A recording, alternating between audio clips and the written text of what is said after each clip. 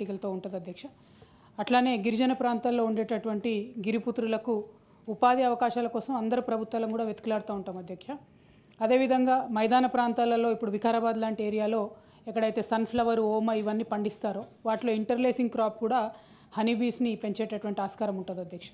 ఉమ్మడి ఆంధ్రప్రదేశ్లో ఉన్నప్పుడు తెలంగాణ ప్రాంతం వివక్షకు గురై మరి ఇక్కడ హనీబీ కాలనీస్ 0 ఉండే అధ్యక్ష, కేవలం 0 ఎక్కడ లేకుండే. వాటిని తెలంగాణ రాష్ట్రంలో మనము కష్టపడి 15,000 కాలనీలకు పెంచుకోవడం జరిగింది అధ్యక్ష.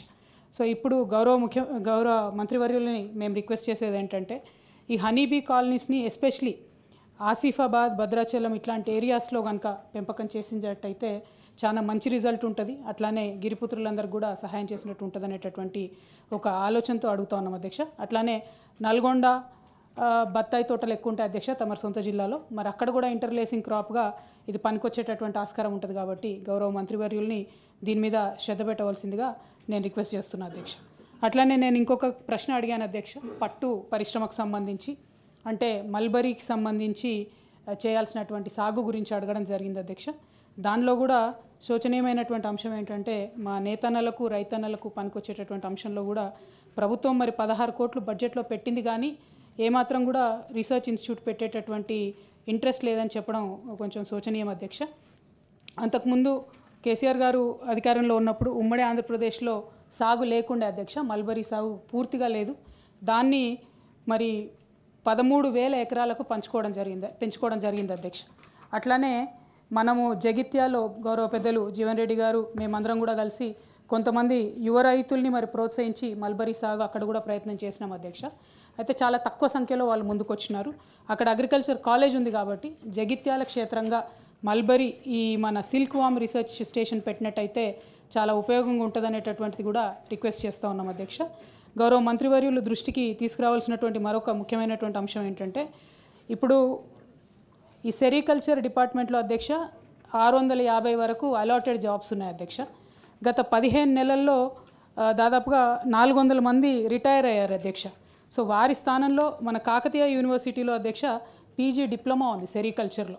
అక్కడ ఉన్నటువంటి పిల్లలకి ఉద్యోగాలు ఇవ్వాల్సిందిగా కోరుతా ఉన్నాం అధ్యక్ష. వాళ్ళు కూడా ధర్నాలు, దీక్షలు చేసేటటువంటి పరిస్థితిలో ఉన్నారు కాబట్టి ఈ కాకతీయ యూనివర్సిటీలో ఉన్నటువంటి పిల్లలకు ఇది ఇవ్వాలని కోరుతా ఉన్నాం అధ్యక్ష. అట్లనే ఇంకొక తమ దృష్టికి తీసుకురావాల్సింది రీలింగ్ ఇండస్ట్రీ అని ఉంటుంది అధ్యక్ష. ఆ రీలింగ్ ఇండస్ట్రీలో నుంచి మనము పట్టు తీసుకోవడం జరుగుతుంది అధ్యక్ష.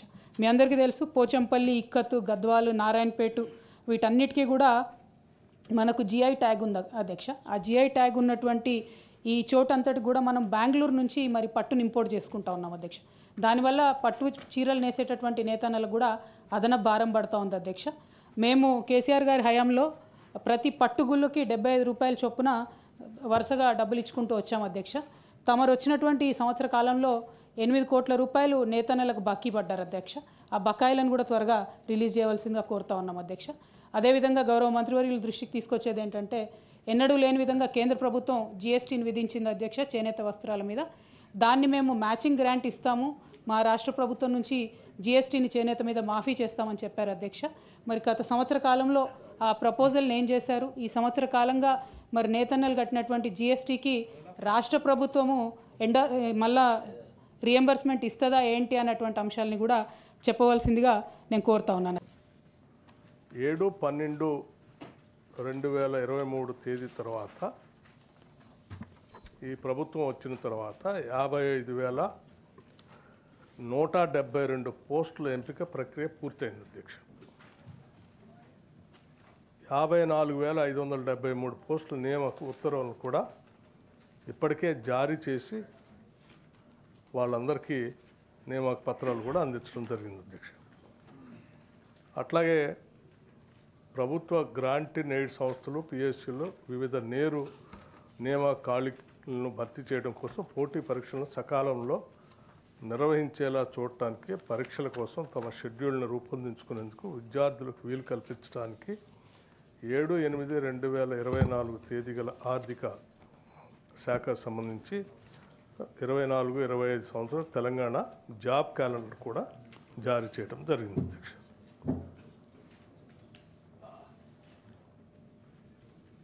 Honorable Member. అధ్యక్ష వ్యాప్తంగా ప్రతి 1000 మంది జనాభాకి చూసుకుంటే జనరల్గా రేషియో ప్రకారంగా చూసుకుంటే దేశవ్యాప్తంగా 13.9గా ఏదైతే సంబంధించి ప్రభుత్వ ఉద్యోగాలు ఉన్నాయి, కానీ తెలంగాణ రాష్ట్రంలో చాలా తక్కువగా ఉన్నాయి అధ్యక్ష. 8.5గానే ఉంది. సో ముఖ్యంగా మన తెలంగాణ రాష్ట్రం ఏర్పడ్డాక లాస్ట్ 10 ఇయర్స్లో ఏదైతే నీళ్లు నిధులు నియామకాల పేరుట నియామకాల కోసమే ఆ రోజు తెలంగాణ రాష్ట్రంలో అందరం కూడా కృషి చేయడం జరిగింది.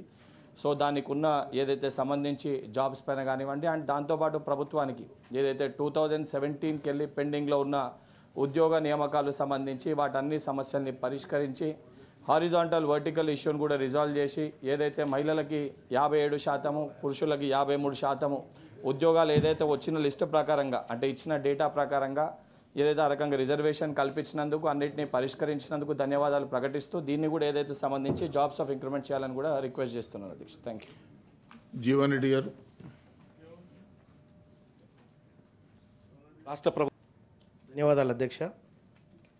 ఇక్కడ బ్యాక్లాగ్ పోస్టుల భర్తీ విషయం కానీ లేకపోతే కొత్తగా రాబోయేటువంటి రిక్రూట్మెంట్ విషయంలో కానీ sir EWS quota sir EWS quota ద్వారా 10% రిజర్వేషన్ ఈడబ్ల్యూఎస్ కోటాకి మనం అమలు చేస్తున్నాం అధ్యక్ష. దాంట్లో అసలు 10% ఎలిజిబిలిటీస్ మన దగ్గర ఈడబ్ల్యూఎస్ కోటా కింద ఉన్నారా? గౌరవ సభ్యులు జీవన్ రెడ్డి గారు గతంలో పదే ఇదే అంశాన్ని ప్రస్తావించినారు సార్. మేము అంతమంది లేమయ్యా ఈడబ్ల్యూఎస్ కోటాకు సంబంధించినటువంటి వాళ్ళము, ఇంత ఎందుకు అమలు చేస్తున్నారనేటువంటి మాట గౌరవ సభ్యులు చెప్పినారు అధ్యక్ష.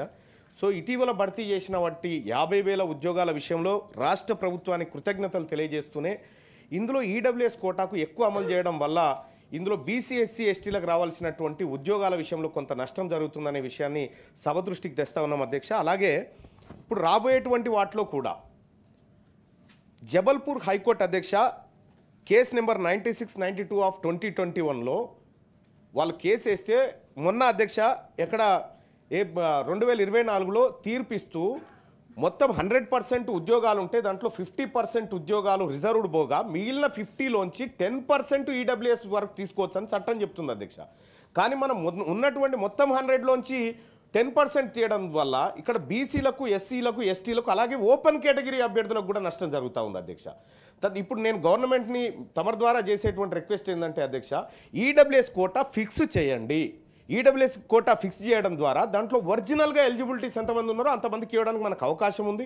రెండోది మిగతా వాళ్ళకి కూడా పోస్టులు పెరిగేటువంటి అవకాశం ఉంటుంది, ఎక్కువ అవకాశాలు కూడా దొరుకుతాయి. ఇప్పుడు ఈడబ్ల్యూఎస్ కోటాను ఫిక్స్ చేసే అవకాశం ఏమన్నా ప్రభుత్వం దగ్గర ఉన్నదా? ఉంటే ఈ కొత్త ఉద్యోగాలు 1,50,000 ఉద్యోగాలు ఏవైతే భర్తీ చేయాల్సి ఉందో వాటిలో బీసీ ఎస్సీ ఎస్టీలకు న్యాయం జరిగే అవకాశం ఉంది. ఆ దిశగా ప్రభుత్వాన్ని ఆలోచించమని రిక్వెస్ట్ చేస్తా ఉన్నా అధ్యక్ష. ఆనరబుల్ డిప్యూటీ సీఎం గారు.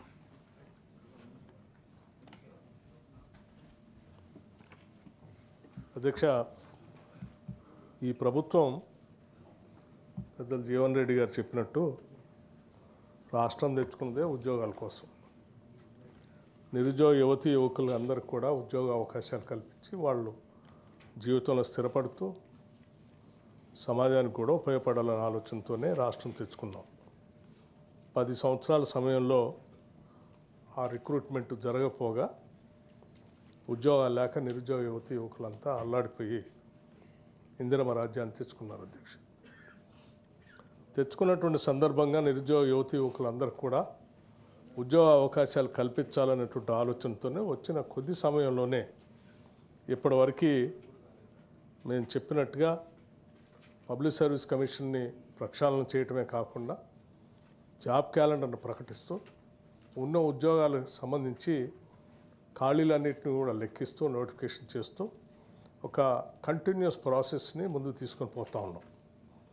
అందులో భాగంగానే ఇప్పటికీ మేము ఇచ్చినటువంటి ఉద్యోగాలు ఒక 55,000, 56,000 మధ్యలో రిక్రూట్మెంట్ సంబంధించిన నియామక పత్రాలను కూడా అందించాం.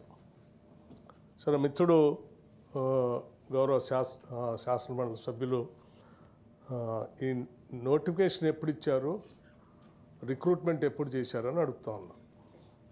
సరే మా ప్రభుత్వం వచ్చిన తర్వాత కొన్ని నోటిఫికేషన్ చేశాం, గత ప్రభుత్వ హయాంలో కూడా కొన్ని నోటిఫికేషన్ చేశారు. నోటిఫికేషన్ చేయటం అంటే రిక్రూట్మెంట్ చేయటం కాదనేది వాళ్ళ విధానాల ద్వారా స్పష్టత కూడా చూపించారు మనకి. నోటిఫికేషన్ అయితే ఇచ్చారు కానీ పరీక్షలు కండక్ట్ చేయకుండా గాలికి వదిలేశారు. ఉదాహరణ చిన్న శాంపిల్ చెప్తాను. ఉదాహరణకి గ్రూప్ 1 సంబంధించి నోటిఫికేషన్ ఇచ్చారు అధ్యక్ష. 10 సంవత్సరాలు ఒక్కసారి కూడా గ్రూప్ 1 సంబంధించి పరీక్షలు నిర్వహించలేదు. మరి నోటిఫికేషన్ ఇచ్చాము, అప్పుడు ఇచ్చారా ఇప్పుడు ఇచ్చారంటే అప్పుడు ఇచ్చారు నోటిఫికేషన్, కానీ పరీక్షలు నిర్వహించారు, రిక్రూట్మెంట్ చేయలేదు. అట్లా చాలా నోటిఫికేషన్ ఇచ్చారు కానీ పేరుకి నోటిఫికేషన్ ఇచ్చారు కానీ రిక్రూట్మెంట్ లేదు. కానీ ఈ ప్రభుత్వం వచ్చిన తర్వాత అలా నోటిఫికేషన్ ఇచ్చిన పాత ఏమైనా ఉన్నా కానీ మళ్ళీ కొత్తవి కూడా కలిపి ఇమ్మీడియట్గా ఎటువంటి ఇబ్బందులు లేకుండా వాటన్నిటిని సాఫీగా పరీక్షలు జరిగేటట్టు చేయటమే కాకుండా నియామక పత్రాలు ఇచ్చేంతవరకు కూడా కంటిన్యూస్ ప్రాసెస్ చేసుకుంటూ వచ్చాం. ఉదాహరణకి ఈ గ్రూప్ 1 సంబంధించి ఈ ప్రభుత్వం వచ్చిన తర్వాత కూడా నోటిఫికేషన్ ఇచ్చి పరీక్షలు పోతూ ఉంటే కొద్దిమంది కావాలని ఆ 10 సంవత్సరాల్లో లాగానే ఈసారి కూడా గ్రూప్ 1 పరీక్షలు జరగకుండా ఉండాలనేటువంటి ఉద్దేశంతో కొద్దిమంది కోర్టు పోయి దాన్ని ఆపటం కోసం కూడా ప్రయత్నం చేశారు. కానీ అలా జరగకుండా మేము చాలా స్పష్టంగా మీ ఇచ్చిన ప్రకారం డేట్ ప్రకారం కంపల్సరీ జరుపుతామని చెప్పి జరపటం అయింది. పరీక్షలు మీ అందరికీ తెలిసిందే. గ్రూప్ 1 సంబంధించి ఉన్నటువంటి ఖాళీలకు సంబంధించి 563 పోస్టులకి గ్రూప్ 1 పరీక్షలు ఎగ్జామ్స్ కూడా కండక్ట్ చేశాం. అట్లాగే డిఎస్సి సంబంధించి కూడా గత 10 సంవత్సరాల్లో ఒక్క డిఎస్సి కూడా చేయలేదు. దానికి సంబంధించి 11,062 పోస్టులకి డిఎస్సి కండక్ట్ చేయడమే కాకుండా 10,006 మందికి సెలక్షన్ సంబంధించిన కాగితాలు కూడా ఇచ్చేసి అపాయింట్మెంట్ ఆర్డర్స్ కూడా ఇచ్చి ముందు తీసుకుని వెళ్ళాం. సో మా ప్రభుత్వం యొక్క లక్ష్యం ఇక్కడ ఉన్నటువంటి ఖాళీలన్నింటినీ అంచనా వేయటమే, ఇక్కడ లెక్కలు కట్టి తద్వారా పబ్లిక్ సర్వీస్ కమిషన్ పంపించి పరీక్షలు నిర్వహించడమే కాకుండా ఆ నిర్వహించేది కూడా ట్రాన్స్పరెంట్గా ఎక్కడ ప్రశ్నాపత్రాలు లీక్ కాకుండా ఎక్కడ మాల్ ప్రాక్టీస్ జరగకుండా చాలా ట్రాన్స్పరెంట్గా జరిగేటట్టుగా మా ప్రభుత్వం చేసుకుంటూ ముందుకు పోతూ ఉంది. అందులో భాగంగా జీవన్ రెడ్డి గారు చెప్పినట్టు ఇంకా కొన్ని పోస్టులు ఖాళీగా ఉన్నాయి, వాటిని కూడా రిక్రూట్ చేయాలంటే రిక్రూట్ చేయటం కోసమే మేము జాబ్ క్యాలెండర్ ప్రకటించింది. దశల వారీగా చేసుకుంటూ పోతా ఉన్నాం. తప్పనిసరిగా ప్రభుత్వంలో ఖాళీలు ఉన్నటువంటి ఉద్యోగాలన్నిటికీ కూడా రిక్రూట్మెంట్ చేస్తాం, పూర్తి చేస్తాం. ఆ నోటిఫికేషన్ క్యాలెండర్లు ఏదైతే ప్రకటించామో ఆ క్యాలెండర్ ప్రకారం చేసుకుంటూ పోతూనే ఉంటాం. ఇక రెండో అంశానికి సంబంధించి ఉర్దూ మీడియంలో కండక్ట్ చేసే పరీక్షలకు సంబంధించి లేకపోతే ఆ ఉర్దూ మీడియం టీచింగ్ దాంట్లో సంబంధించినటువంటి వాటికి డీరిజర్వ్ చేసి ఖాళీగా ఓపెన్ కేటగిరీలో పెడితే ఫిల్ చేయడానికి అవకాశం ఉంటుందని వారు సలహా చెప్పారు. కానీ రిజర్వేషన్ సంబంధించినటువంటి అంశాల్లో దానికి నిర్దిష్టమైనటువంటి నియమావళి ఉంది. దాని ప్రకారం తప్పనిసరిగా ముందుకు పోతాం. డీరిజర్వ్ చేయడానికి అవకాశం లేదు అధ్యక్ష. దాన్ని యథాతిథిగా కొనసాగిస్తాం. అట్లాగే మిగతా విషయాలకు సంబంధించి ఇంకా సంబంధిత సమాచారం కావాలని అడిగారు. ఏ పోస్టులకి ఎప్పుడు నోటిఫికేషన్ ఇచ్చారు, ఎప్పుడు రిక్రూట్మెంట్ చేశారని సమగ్రమైనటువంటి సమాచారాన్ని పుస్తక రూపేణ మీకు పంపిస్తాం అధ్యక్ష. వాళ్ళకి కావాలంటే ఎప్పుడైనా తెలుసుకోవచ్చు అధ్యక్ష. Thank you.